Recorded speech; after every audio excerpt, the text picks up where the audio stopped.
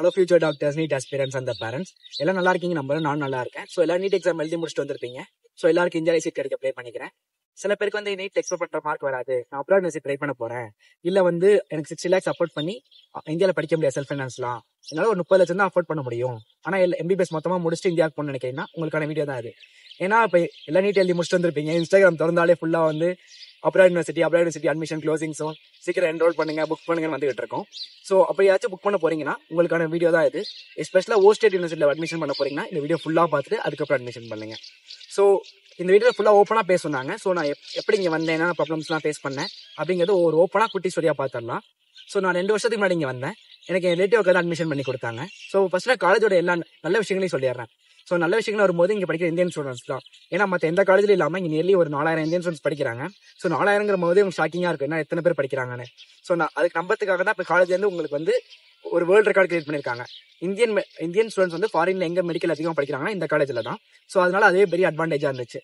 So அதுக்கடுத்து இந்த மாதிரி அட்வான்டேஜ் வந்து உங்களுக்கு ஃபுட்டு தான். ஏன்னா நிறைய யூனிவர்சிட்டியில் சொல்லுவாங்க அப்ராட் யூனிவர்சிட்டியில் இந்தியன் ஃபுட் தருவாங்க, ஆனால் 2 நாள் வாரத்தில் என்ன ஒரு நாள் தான் வாரத்தில் இந்தியன் ஃபுட் தருவாங்க. மேக்ஸிமம் 2 தான் அவங்க இது பண்ணுவாங்க.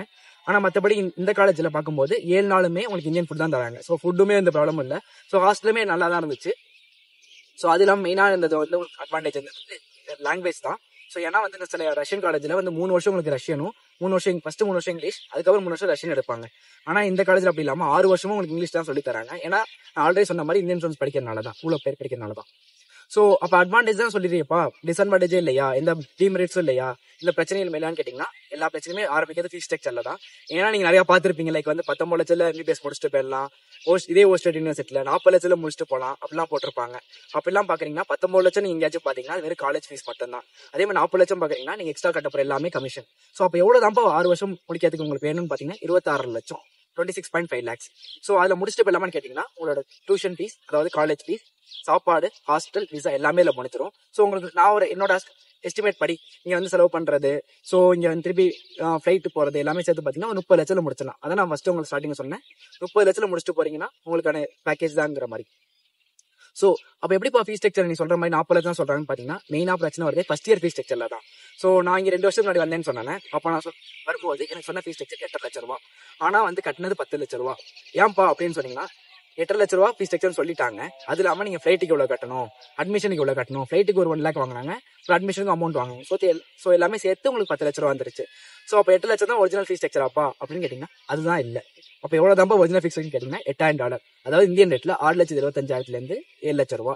ஸோ அப்போ நீ சொன்னீங்கப்பா ஃப்ளைட்லாம் எக்ஸ்ட்ரா வாங்குறாங்க, அப்படிலாம் வாங்குவாங்கன்னு கேட்டிங்கன்னா அதுவும் வாங்க மாட்டாங்க. அந்த 6,75,000 உங்களுக்கு என்ன இன்க்ளூட் ஆகும்னா நான் சொன்ன மாதிரி காலேஜ் ஃபீஸ், சாப்பாடு, ஹாஸ்டல், அது இல்லாமல் உங்களுக்கு வந்து விசா வந்துடும். ஸோ ஃபர்ஸ்ட் இயரில் மட்டும் உங்களுக்கு வந்து சென்னை டெல்லியிலேருந்து இங்கே ஓஷ் போட்டு வரதுக்கு ஃப்ளைட் டிக்கெட் போட்டு கொடுத்துருவாங்க. ஸோ ஃபர்ஸ்ட் இயரில் நீங்கள் வந்து அந்த 6,75,000 7 லட்சம் கட்டிட்டீங்கன்னா நீங்கள் எக்ஸ்ட்ரா எதுவுமே கட்ட வேண்டியதில்லை. அப்புறம் ஏன் இது மாதிரி எக்ஸ்ட்ரா சார்ஜ் பண்ணுறாங்கன்னா பாக்கி எல்லாமே உங்களுக்கு கமிஷன் தான். ஸோ பி அவேர், எதுவுமே எக்ஸ்ட்ரா கட்டாமல் பார்த்துங்க. ஸோ இதுதான் மெயின் ப்ராப்ளமானு கேட்டிங்கன்னா இது ஒரு ப்ராப்ளம். அப்போ அவர் வந்து ஃபீஸ்லேயே உங்களுக்கு இன்னொன்று பண்ணுவாங்க, டாலர் ரேட்டுன்னு சொல்லி பண்ணுவாங்க. ஏன்னா இந்த காலேஜ் அப்ராட் காலேஜ்னால எல்லாமே டாலரில் தான் வாங்குவாங்க. ஸோ டாலர் ரேட்டில் எப்படி ஏமாற்றுவாங்கன்னு கேட்டிங்கன்னா ₹1 2 எக்ஸ்ட்ரா சொல்லுவாங்க. நீங்க நினைச்சுப்பீங்க ₹1 2 தானே அப்படின்னு சொல்லும்போது நீங்க ஒரு எக்ஸாம்பிளுக்கு ஒரு ₹3 எக்ஸ்ட்ரா சொல்றாங்கன்னு வச்சுப்போம். $1 ₹1 எக்ஸ்ட்ரா போகுதுன்னா $8,000 $8,000 வந்து உங்களுக்கு எக்ஸ்ட்ரா நிற்கும். ஸோ அப்படி பார்க்கும்போது ₹3 எக்ஸ்ட்ரா சொல்லிட்டாங்கன்னா உங்களுக்கு 24,000 30,000 எக்ஸ்ட்ரா நிற்கும். அதுவுமே உங்களுக்கு எக்ஸ்ட்ரா ஃபீஸ் கணக்கு தான். ஸோ அதுமே நீங்க கமிஷனா கொடுக்குறீங்கிறது நல்லா நான்.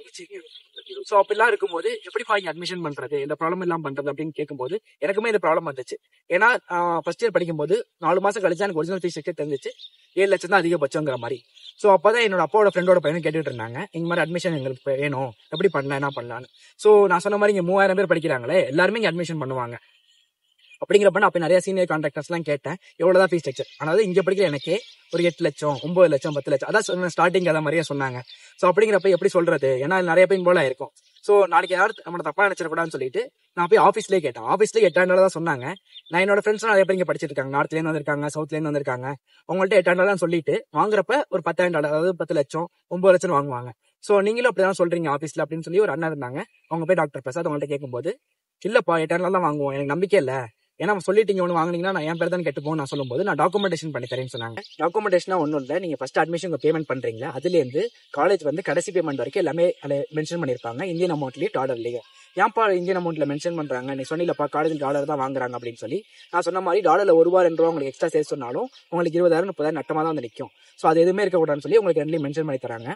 ஸோ அதில் மெயினான மென்ஷனாக இருக்கிறது வந்து டைம் தான். ஏன்னா சில நாளாக வந்து எனக்கு 8 லட்சம் ஃபஸ்ட் பேமெண்ட்டாக பண்ண சொன்னாங்க. அதெல்லாம் எனக்கு ரொம்ப கஷ்டமாக இருந்துச்சு. ஏன்னா திடீர்னு போய் ஒரு 8 லட்சம் அரேஞ்ச் பண்ணுறது ரொம்ப பெரிய கஷ்டம் தான். அது மாதிரி இல்லாமல் இப்போ உங்கள் ஃபேமிலி சுச்சுவேஷனுக்கு ஏற்ற மாதிரி இந்தந்த டைமில் கட்டணும், இந்தந்த டேட்டில் கட்டணும், இவ்வளோ கட்டணும், அதுவும் இந்தியன் அமௌண்ட்லேயும் டாலர்லேயும் மென்ஷன் பண்ணி தரும்போது உங்களுக்கு அந்த பயம் இருக்காது. திடீர்னு வந்து காசு கேட்டுருவாங்களோ, திடீர்னு பேமெண்ட் பண்ண சொல்லுவாங்களோ, பையன் எக்ஸாம் எழுத முடியுமோ, அந்த பயமே இல்லாமல் சொன்ன டேட்டில் சொன்ன டைமில் வாங்குறேன்னு மென்ஷன் பண்ணியிருந்தேன். ஸோ டாக்குமெண்ட்ஸ் எல்லாமே பண்ணி முடிச்சிட்டாங்க. அதுக்கடுத்து அண்ணன் என்ன சொன்னாங்கன்னா ஜேர்னி பற்றி பேசினாங்க. எப்படி இந்தியாவிலேருந்து ஓஷ் வருவோன்னு. யூஸ்வலாக வந்து டெல்லியிலேருந்து ஓஷ் கூட்டு வருவாங்க. ஸோ நிறைய பேரண்ட்ஸ்லாம் என்ன கேட்டிருந்தாங்கன்னா, எப்படிப்பா டெல்லியில் வந்து விட்டுறது, தனியாக பசங்க அனுப்ப முடியாது, நாங்களுமே இப்போ வந்து முடியாதுன்னு சொல்லும்போது அண்ணன் என்ன சொன்னாங்கன்னா, மேக்ஸிமம் நாங்கள் சென்னைனா கோயம்புத்தூர்லேருந்து எங்கே அதிகமாக ஸ்டூடெண்ட்ஸ் இருக்காங்களோ நாங்கள் கூட்டிகிட்டு போவோம், நீங்கள் அங்கே கூட வந்து என்கிட்ட ஒப்படைச்சலான்னு சொன்னாங்க.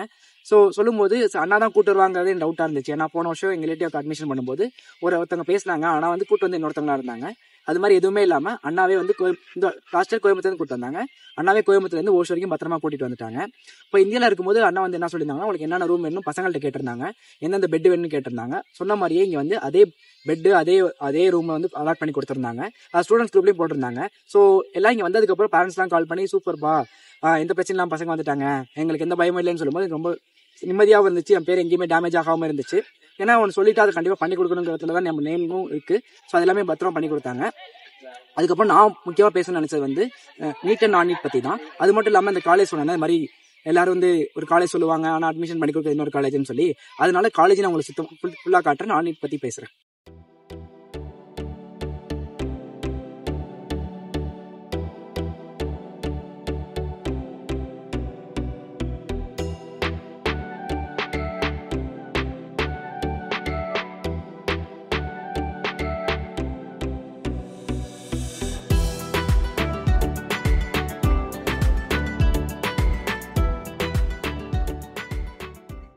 ஸோ நான் மெயினாக பேசணும்னு நினச்சேன் நீட் நான் நீட் பற்றி தான். ஏன்னா நிறைய ஸ்டூடெண்ட்ஸ் டவுட் இருக்கும், அப்ராட் யூனிவர்சிட்டியில் MBBS படிக்க நீட் தேவையான்னு கேட்டால் கண்டிப்பாக கிடையாது. ஆனால் இந்தியாவில் போய் ஒர்க் பண்ணுறதுக்கு கண்டிப்பாக நீட் தேவைப்படும். ஏன்னா நீங்கள் போய் நாளைக்கு FMG எழுதுனாலும் இல்லை நெக்ஸ்ட் எழுதுனாலும் அவங்க கண்டிப்பாக நீட் பாஸ் பண்ணியிருக்கணும். நிறைய பேர் உங்கள்கிட்ட என்ன சொல்கிறாங்கன்னா, ஃபஸ்ட்டு ஒரு வருஷம் இங்கே வந்து படிங்க, அப்புறம் இந்தியா போவீங்களா, அப்போ போய் நீங்கள் நீட் எக்ஸாம் எழுதி பாஸ் பண்ணிவிட்டு அப்படியே கண்டினியூ பண்ணிக்கிங்கன்னு. ஸோ இது ப்ராக்டிக்கலாக பாசிபிள் கிடையாது. இது ஒரே ஒரு வருஷம் கொரோனா பீரியடில் மட்டும் தான் கொடுத்தாங்க. ஸோ அதை இன்ன வரைக்கும் எடுத்து வச்சு உங்கள்கிட்ட அட்மிஷன் பண்ணிக்கிட்டு இருக்காங்க. ஸோ அதனால் நாம வச்சுங்க. சப்போஸ் உங்களுக்கு வில்லிங் இருக்குது, நான் வந்து சிங்கப்பூரில் போய் செட்டில் ஆக போகிறேன், இல்லை வந்து மற்ற கண்ட்ரிக்கெலாம் போகிறேன், இல்லை என்னால் லேபோ இல்லை யூஎஸ்ஏ முடியும், அது கொஞ்சம் கஷ்டமான எக்ஸாம் தான், அதெல்லாம் பாஸ் பண்ண முடியும், உங்களை என்னால் எக்ஸ்ட்ரா அஃபோர்ட் பண்ண முடியும் காலேஜ் ஃபீஸை தாண்டி, லைக் ஒரு லேபுக்கு ஒரு 6 lakhs அஃபோர்ட் பண்ண முடியும், யூஎஸ்எம்லாம் போயிட்டுனா ஒரு எக்ஸ்ட்ரா 20 lakhs ஆச்சு ஆகும், அதெல்லாம் அஃபோர்ட் பண்ண முடியும், மட்டும் இங்கே வாங்க.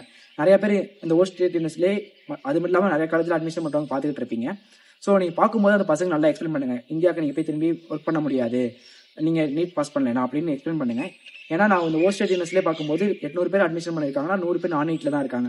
ஸோ அவங்களுக்கு அது தெரியதே கிடையாது. நிறைய பேர் வந்து இன்ன வரைக்குமே நம்பிட்டு இருக்காங்க என்னன்னா, நான் ஃபர்ஸ்ட் டைம் முடிச்சு போய் நீட் எழுதிட்டு வந்துட்டேன், நான் போய் FMG தான் நினச்சிட்டு இருக்காங்க. அப்படி பாசிபிளே கிடையாது. அப்படி நீங்கள் எழுதி நீங்கள் நீட் போய் பாஸ் பண்ணிட்டீங்கன்னா திருப்பி ஃபர்ஸ்ட்லேருந்து தான் படிக்கணும். அதனால நாம வச்சுங்கன்னா உங்களுக்கு திருப்பி உண்மையை சொல்லுங்க.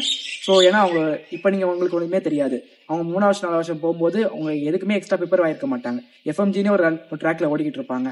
ஸோ அப்படிங்கிறப்ப உங்களால் வேறு எந்த எக்ஸாம் ப்ரிப்பேர் ஆகாதப்ப அவங்க ஃபியூச்சர் கேள்வி பெரியாதான் நிற்குது. ஸோ நல்லா நான் இது பண்ணிக்கங்க. படத்துக்காக உங்கள் ஃபியூச்சர் ஸ்பாயில் பண்ணணுமா, நான் உங்கள்கிட்ட ரெக்வஸ்ட் பண்ணி கிடைக்கிறது, அவங்கள்ட்ட நல்லா இந்த மாதிரி எக்ஸ்பிளைன் பண்ணிவிட்டு அதுக்கப்புறம் உங்கள் பேரண்ட்ஸ் கன்சர்ன் இருக்கா, அவங்க கன்சர்ன் இருக்கா, அவங்களால எக்ஸ்ட்ரா அஃபோர்ட் பண்ண முடியுமா அப்படிங்கிறத பார்த்துட்டு அதுக்கப்புறம் அட்மிஷன் பண்ணுங்க. அட்மிஷன் யாரும் எங்கேயும் ஓடிட மாட்டாங்க. ஒரு வருஷம் நீங்கள் நீட் ரிப்பீட் பண்ணுறதுனால உங்களுக்கு எதுவும் மாறிட போகிறதில்ல.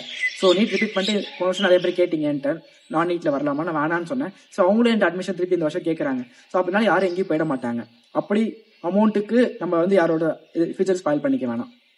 ஸோ ஆனால் போக முடியாதா திரும்பி, இப்போ நிறைய பேர் பார்த்துட்டு இருக்கும் போது தான் தெரியும் உங்களுக்கு இது மாதிரி போக முடியாதுன்னு, இங்கே படிச்சுட்டு இருக்கவங்களுக்கே தெரியும். அப்படின்னா ஒன்று நீங்கள் கவலைப்பட வேணாம், உங்களுக்கு இன்னொரு ஆப்ஷன் இருக்காது. சொன்ன மாதிரி ப்ளாபோ இல்லை USMDயோ எழுதிட்டு திருப்பி இந்தியா போய்க்கலாம். அதுக்கேற்ற மாதிரி ப்ரிப்பரேஷன் இப்போயே ஆரம்பிச்சிங்க. ஸோ உங்கள் ஃபியூச்சர் நீங்கள் நல்லா டிசைட் பண்ணிக்கிங்க, நான் நீட்டில் வரணுமா இல்லை இதை தாண்டி வரணும்னு எதிர்பார்த்தாங்கன்னா உங்களுக்கு அட்மிஷன் பண்ணி கொடுங்க. ஏன்னா உங்களுக்கு உட்காந்து பேசுங்க, அதில் எதுவும் மாறிட போகிறதில்ல. நான் இந்த வீடியோவில் காலேஜ் பற்றி பேசியிருப்பேன், ஃபீஸ் ஸ்ட்ரக்சர் பற்றி பேசியிருப்பேன், இங்கே இருக்க இன்ஃப்ராஸ்ட்ரக்சர் பற்றி பேசியிருப்பேன், நான் நீட் பற்றிலாம் பேசியிருப்பேன். ஸோ உங்களுக்கு எல்லாமே புரிஞ்சிருக்குன்னு நினைக்கிறேன். சப்போஸ் நான் ஏதாச்சும் பேசாமல் உங்களுக்கு ஏதாச்சும் டவுட் இருந்துச்சுன்னா அதை கூட நீங்கள் கமெண்ட் செக்ஷனில் கேட்கலாம், நான் அதுக்கு வீடியோ பண்ண சொல்கிறேன். சப்போஸ் உங்களுக்கு லோன் கிடைக்குமா, அந்த டவுட் எல்லாருக்குமே இருந்திருக்கும், அதுக்கு லோன் பற்றி பேசலையே, கிடைக்குமா அப்படின்னு கேட்டிங்கன்னா கண்டிப்பாக லோன் கிடைக்கும். ஏன்னா இந்த வருஷம் ரெஃபர் பண்ண 10 ஸ்டூடெண்ட்டில் 3 பேருக்கு லோன் அண்ணா பண்ணி கொடுத்துருந்தாங்க. 2 பேருக்கு வித் ப்ராப்பர்ட்டி, ஒரு ஆளுக்கு வித்தவுட் ப்ராப்பர்ட்டி பண்ணி கொடுத்துருந்தாங்க. ஸோ கண்டிப்பாக உங்களுக்கு லோன் அவைலபிள் கிடைக்கும். ஸோ வித்தவுட் ப்ராப்பர்ட்டி எப்படி பண்ணுறதுன்னு கூட நீங்கள் அண்ணாட்ட டேரெக்டாக கால் பண்ணி கேட்கலாம். ஸோ இப்போ தான் நீட் முடிச்சுட்டு வந்திருப்பீங்க.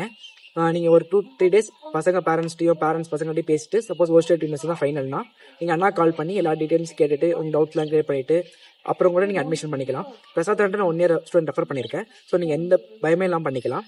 ஏன்னா சொன்னபடி அண்ணா எல்லாமே பண்ணி கொடுத்துருந்தாங்க. சப்போஸ் நீங்கள் தஞ்சாவூர் சைடில் இருக்கீங்க, திருவாரூர் சைடில் இருக்கீங்க, அரியலூர் சைடில் இருக்கீங்க, இல்லை நீடாமங்கலம் சைடில் இருக்கீங்க, திருச்சி சைடில் இருக்கீங்க, சப்போஸ் தஞ்சாவூர் சரௌண்டிங்கில் எங்கே இருந்தாலுமே நீங்கள் டேரெக்டாக கூட என்ன பார்க்கலாம், என்னை காண்டாக்ட் பண்ணி பேசலாம். சப்போஸ் நான் பொண்ணுங்களை அனுப்புகிறோம்ப்பா, எங்களுக்கு பயமாக இருக்குது எப்படி பண்ணுறது கேட்டிங்கன்னா கூட, இந்த வருஷம் ரெஃபர் பண்ண 10 ஸ்டூடெண்ட்டில் 6 பேர் பொண்ணுங்க தான். நான் அவங்க காண்டாக்ட் கூட தரேன், இல்லை அண்ணாட்ட கூட நீங்கள் வாங்கிக்கலாம், அவங்கள்ட்ட பேசி மெர்ஜ் பண்ணிக்கலாம். சப்போஸ் நீங்கள் பார்க்கணும்னு நினச்சிங்கன்னா என் நம்பர் டிஸ்கிரிப்ஷனில் கொடுக்க சொல்கிறேன். நீங்கள் கால் பண்ணி அட்ரஸ் வாங்கிக்கிங்க. ஜூன் 10 தான் நான் இந்தியா வருவேன். ஏன்னா இங்கே எனக்கு ஜூன் 4 தான் எக்ஸாம் முடியுது. அதுக்கப்புறம் என்ன நீங்கள் நேரில் பார்க்கலாம். அது மட்டும் இல்லாமல் உங்களுக்கு வேறு டவுட்ஸ் இருந்தால் கூட டக்குன்னு கால் பண்ணி கேட்கலாம். எப்பவுமே அண்ணா ரெஸ்பான்ஸ் பண்ணுவாங்க. சப்போஸ் நான் இந்த ஊரில் தான் சொல்லியிருக்கேன்ப்பா, நாங்கள் சேலம் கோயம்புத்தூர்ல தான் இருக்கீங்கன்னா இருக்கோம், இப்போ என்ன பண்ணுறது கேட்டிங்கன்னா அந்த சைடு தான் அண்ணாவும் இருக்காங்க. ஸோ அந்த சைடாக இருந்தால் உங்களுக்கு ரொம்ப ஈஸி, டேரெக்டாக அண்ணாவே உங்களை வந்து காண்டாக்ட் பண்ணுவாங்க. நீங்கள் பார்த்து பேசிக்கலாம். சப்போஸ் நான் லாங்கில் இருக்கும் இந்த கன்னியாகுமரி சைடு, வேலூர் சைடு இருந்தாலும் நீங்கள் அண்ணாட்ட கேட்டு அந்த நியர்பை இருக்க ஸ்டூடெண்ட் நம்பர் வாங்கி காண்டாக்ட் பண்ணி பேசிக்கலாம். ஸோ தமிழ்நாட்டில் நீங்கள் எங்கே அட்மிஷன் பண்ணலாம், அண்ணா உங்களுக்கு டேரெக்டாக வந்து டாக்குமெண்டேஷன் பண்ணி தருவாங்க. நீங்கள் பயப்பட வேணாம் கொரியர் பண்ணிடுவாங்க அப்படிலாம் எதுவுமே கிடையாது, டேரெக்டாக வந்து அவங்க பண்ணுவாங்க. ஸோ நான் சொன்ன எல்லாமே எல்லாருக்கும் புரிஞ்சிருக்குன்னு நினைக்கிறேன். உங்களுக்கு அட்மிஷன் வேணா டாக்டர் பிரசாத் காண்டாக்ட் பண்ணி அட்மிஷன் பண்ணிக்கலாம். எந்த பயமும் உங்களுக்கு இருக்க வேணாம். ஏன்னா அண்ணா சொன்ன மாதிரி எல்லாத்தையும் எனக்கு பண்ணி கொடுத்துருந்தாங்க. ஸோ உங்களுக்கு நான் அஷ்யூர் பண்ணுறேன். சப்போஸ் நீங்கள் இந்த வீடியோ பார்த்து யாச்சும் அட்மிஷன் பண்ணிங்கன்னா ஓஷில் சூன் மீட் பண்ணலாம். Bye guys.